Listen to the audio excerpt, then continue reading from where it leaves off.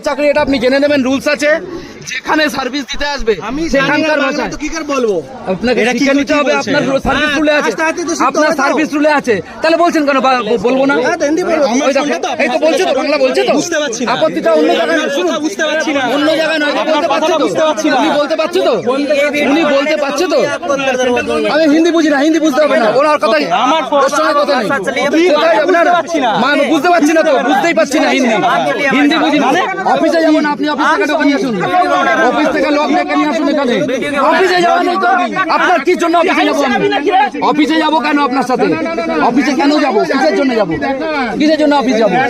ভিডিওটা শুরু করো, ভিডিও শুরু করো।